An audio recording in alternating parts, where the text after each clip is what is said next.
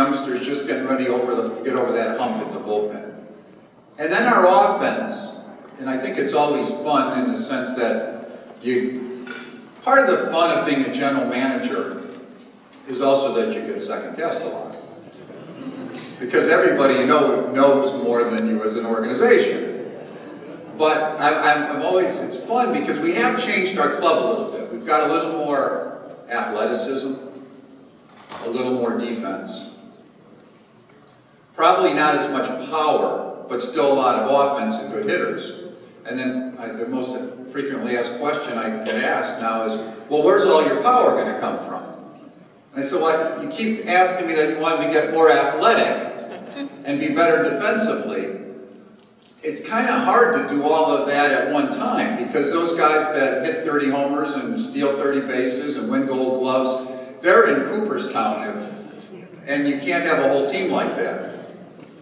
But when you look at the club itself, really one move really kind of shaped the offensive aspect of the game for us. And it was a situation where in the middle of the lineup, a lot of thump, not real athletic, and if we could make some changes in that regard, we were open-minded to it. Eventually, we can move Miguel back to first base. And so when we made the trade for Prince Fielder with Texas, and Prince did a fine job for us the last couple of years, and there will be times that people will ask about missing his bat in the middle of the lineup and driving in runs. But when you look at the moves that were made, they were all predicated upon that trade. Because then you can move Miguel to first base, his natural position now, and then you're in a spot where we got Ian Kinsler in that deal, who becomes our second baseman. We're able to move Nick Castellanos from left field to third base, which is his natural infield spot. And then we are able to sign some speed in left field in Rajai Davis. And he can combine with Andy Dirks, and they'll decide how much playing time they get themselves in that bat.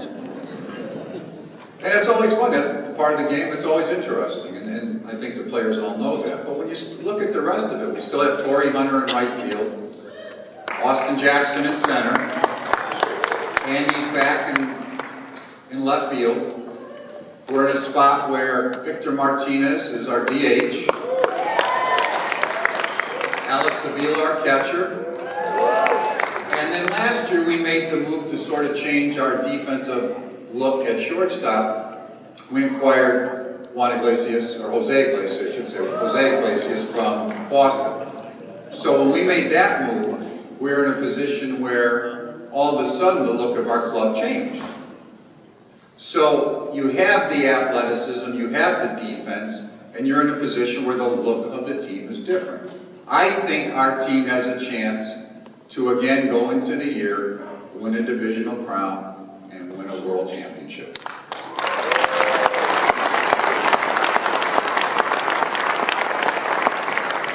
Now, I will also touch upon, before I take a question or two, we have also had a major change at the helm of our manager's position.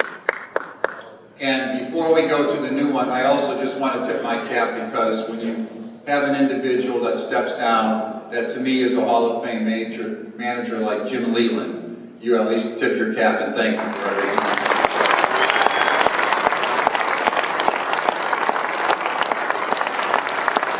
But our new manager, I think you will like a great deal. His name is Brad Ausmus. Brad fought 18 years in the major leagues. I did not know him at all before the interview process started, and I was very, very impressed as the other individuals that helped me through that process were. It's a definite change between the two of them. I think we had somebody that retired at 68, and the new guy coming in at 43, 44. Little different thought process, a little different connection with the players. Not that there was no connection for it. It's just different. It's contemporary. As I told somebody today, when Brad Ausmus first started, he texted me about 6 or 7 times a day. Jim Leyland didn't text me 6 or 7 times in 8 years together. So you make those adjustments. But I'm confident that Brad will do a very good job for us, and will do an outstanding job in leading this club. think you'll like him. I know you'll like him. Very intelligent guy, and somebody asked me in the interview process, one of the writers said, I know Brad's very intelligent, he's a Dartmouth graduate. Is there something that he said in the interview that just really bowled you over, that was the final determining factor? And I said, no, it was just the opposite, because I know he's extremely intelligent. Everybody's told me that, but he doesn't act that way. He just acts very simple in his responses. He handles it, he communicates well with everyone. So I'm excited about the season to get started. I think you're going to find an exciting brand of baseball. I also